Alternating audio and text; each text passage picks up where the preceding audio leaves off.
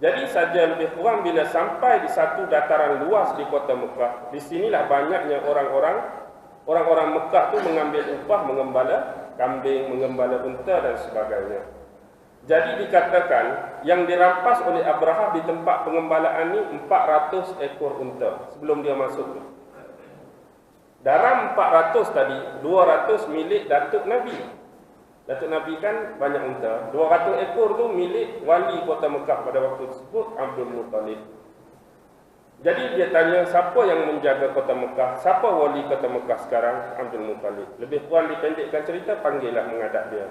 Bila Abdul Muttalib datang keluar ke kota Mekah, keluar daripada benteng kota Mekah tu, dia kata, tujuan aku datang ke sini bukan untuk berbincang dan berbicara kepada kamu. Tetapi aku datang sebab kamu rampas unta aku. Kamu ambil unta aku. Tujuan aku datang ni nak minta baliklah sebab kamu ambil unta aku yang 200 ekor tu. Yang sebagiannya bagilah kepada orang-orang yang kamu ambil, siapa tuan dia. Jadi Abraha terkejut. Bukankah kamu datang ni supaya aku tak serang Kaabah kamu? Adakah datang semata-mata nak minta unta kamu? Habis aku datang ni nak serang Kaabah kamu. Tak minta ke supaya Abraha tolonglah jangan serang Kaabah kami? Dia kata, aku hanya minta barang kepunyaan dan milik aku. Yang sekarang ni, pemilikan bagi aku ialah unta. Sebab tu aku minta unta. Tapi tempat yang kamu nak serang Kaabah tu ada tuan dia. Ada pemilik dia, bukan aku. Aku yang menjaga dan menguruskan. Tuan pemilik Kaabah tu. Siapa? Allah. Dialah yang akan menjaganya daripada kamu semua. Lalu dengan bangkak dan sombongnya Abraha berkata, sekarang aku nak lihat sendiri, aku nak saksikan sendiri bagaimana Tuhan kamu menjaga Kaabah dia. Lalu bila nak start, pihak Mahmud dia nak suruh bangun ni lah, Mahmud tu tak mau bangun. Mahmud mula tak mau bangun dah. Jadi bila dipaksa bedai, Mahmud bangun tapi dia turn on nak balik semula ke arah Yaman. Tak mau bergerak ke kota Mekah. Bila dalam keadaan kalut inilah datangnya jet fighter daripada Allah waktu tersebut, iaitu Tayran Ababil, yang siap di kaki membawa senjata berbahaya, bom atom, hijaratan min sijil. Dikatakan orang pertama yang kena duduk pegang, kita kata pengembala bagi Mahmud tu, duduk depan sekali. Bila batu tu jatuh kena kepala, tembus kok dubur terus. Pak kena kepala, tembus masuk, keluar ke lubang dubur dia. Kalau yang kena di tangan, contoh tembus tangan tu digambarkan, batu tu jatuh ke bawah, tangan hak tembus tadi dia terus merebak macam membarah bernanah pi ke kulit, daging jatuh seketul-seketul. Jatuh hak tu dia merebak ke kulit dekat, jatuh dah sekali mati tinggal tulang saja.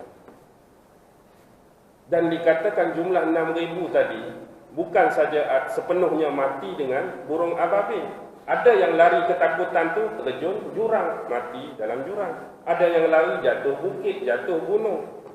Ada yang lari sesak jalan, masuk kampung orang tak tahu.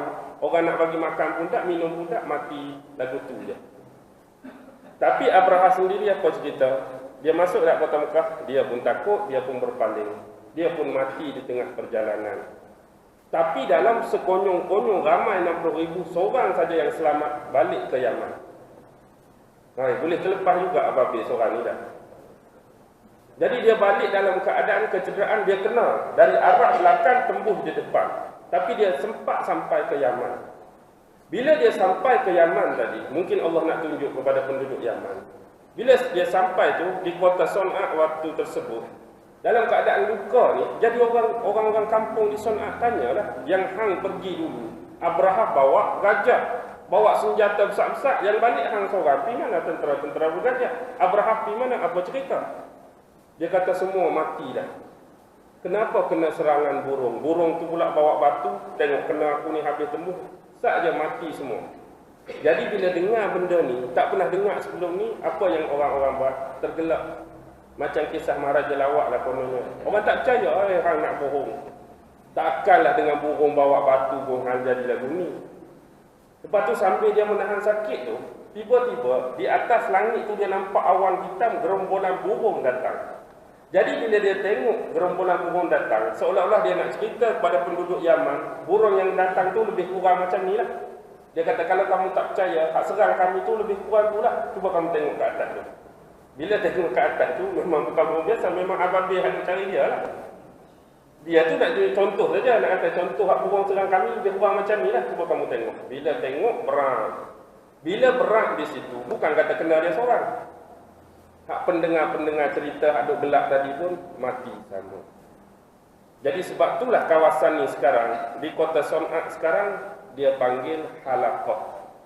Sebenarnya hilak, perkataan hilak tu, orang hak duk cerita tu, hilak ni masuk seorang. Bila dia jadi jamak, dia jadi ramai, dia jadi perkataan hilak jadi halaqah dalam bentuk bulatan. Sebab itulah ni ustaz tu mana ada halaqah pada ni. Kita buat halaqah pun bentuk bulat. Maksudnya plural dia seorang tu hilak, jamak, halaqah. Halaqah tu maksud orang-orang duk dengar cerita pada waktu tu. Tempat tu lah ni dia buat taman bulatan, taman pokok bunga. Tapi tempat tu lah tempat yang seorang last sekali duk cerita kepada orang Yaman pada waktu tersebut.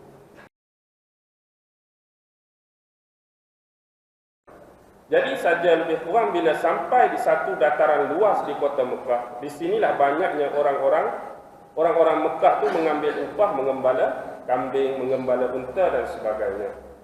Jadi dikatakan yang dirampas oleh Abraha di tempat pengembalaan ni 400 ekor unta sebelum dia masuk tu.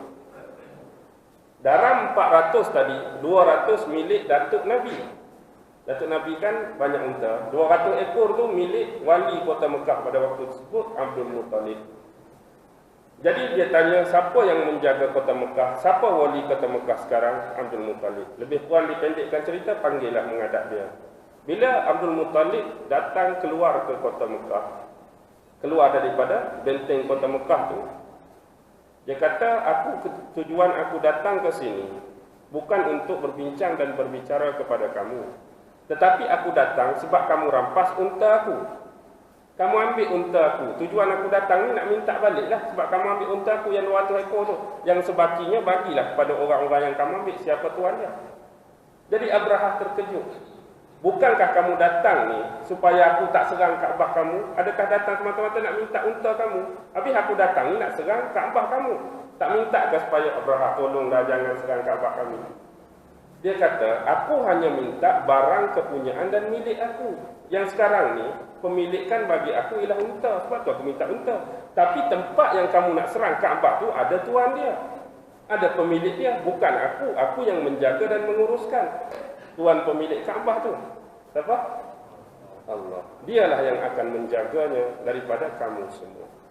Lalu dengan bangkak dan sombongnya Abraha berkata, sekarang aku nak lihat sendiri, aku nak saksikan sendiri bagaimana Tuhan kamu menjaga Kaabah dia. Lalu bila nak start, pihak Mahmud dia nak suruh bangun ni lah, Mahmud tu tak mau bangun. Mahmud mula tak mau bangun dah. Jadi bila dipaksa bedai, Mahmud bangun tapi dia turn on, nak balik semula ke arah Yaman. Tak mau bergerak ke kota Mekah. Bila dalam keadaan kalut inilah datangnya jet fighter daripada Allah waktu tersebut, iaitu Tayran Ababil, yang siap di kaki membawa senjata berbahaya, bom atom, hijaratan min sijil. Dikatakan orang pertama yang kena hak duduk pegang, kita kata pengembala bagi Mahmud tu, hak duduk depan sekali. Bila batu tu jatuh kena kepala, tembus kok dubur terus. Pak kena kepala, tembus, masuk, keluar ke lubang dubur dia.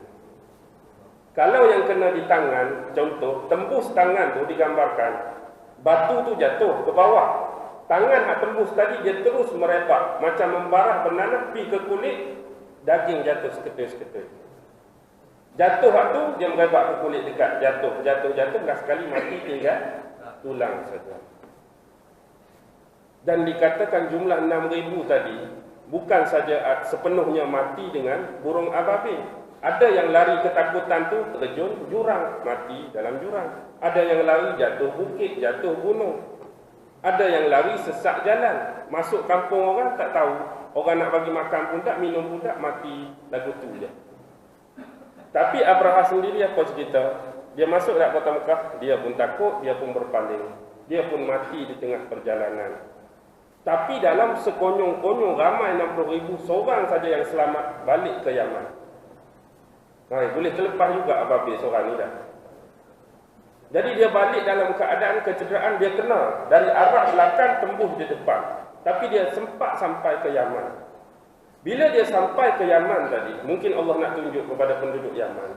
Bila dia sampai tu di kota Son'a waktu tersebut, dalam keadaan luka ni, jadi orang-orang kampung di Son'a tanyalah, yang hang pergi dulu, Abraha bawa gajah, bawa senjata besar-besar, yang balik hang seorang, pergi mana tentera-tentera bergajah? Abraha pergi mana? Apa cerita? Dia kata semua mati dah. Kenapa kena serangan burung? Burung tu pula bawa batu, tengok kena aku ni habis tembus, saja mati semua. Jadi bila dengar benda ni, tak pernah dengar sebelum ni, apa yang orang-orang buat? Tergelak. Macam kisah Maharaja Lawak lah kononnya. Orang tak percaya, hang nak bohong. Takkanlah dengan burung bawa batu pun hang jadi lagu ni. Lepas tu sambil dia menahan sakit tu, tiba-tiba di atas langit tu dia nampak awan hitam, gerombolan burung datang. Jadi bila dia tengok gerombolan burung datang, seolah-olah dia nak cerita kepada penduduk Yaman, burung yang datang tu lebih kurang macam ni lah. Dia kata, kalau kamu tak percaya, hak serang kami tu lebih kurang tu lah. Cuba kamu tengok ke atas tu. Bila tengok ke atas tu, memang bukan burung biasa, memang ababil yang cari dia lah. Dia tu nak jadi contoh saja, nak kata contoh hak burung serang kami lebih kurang macam ni lah. Cuba kamu tengok. Bila tengok, berang. Bila berang di situ, bukan kata kena dia seorang. Hak pendengar-pendengar cerita hak duk gelak tadi pun mati sama. Jadi sebab itulah kawasan ni sekarang, di kota Son'a sekarang, dia panggil Halaqah. Sebenarnya hilak, perkataan hilak tu, orang hak duk cerita tu, hilak ni masuk seorang. Bila dia jadi jamak, dia jadi ramai, dia jadi perkataan hilak jadi Halaqah dalam bentuk bulatan. Sebab tu lah ni ustaz di mana ada halaqah dalam ni. Kita buat halaqah pun bentuk bulat. Maksudnya plural dia seorang tu bila jamak halaqah. Halaqah tu maksud orang-orang duduk dengar cerita pada waktu tu. Tempat tu lah ni dia buat taman bulatan, taman pokok bunga. Tapi tempat tu lah tempat yang seorang last sekali duduk cerita kepada orang Yaman pada waktu tersebut.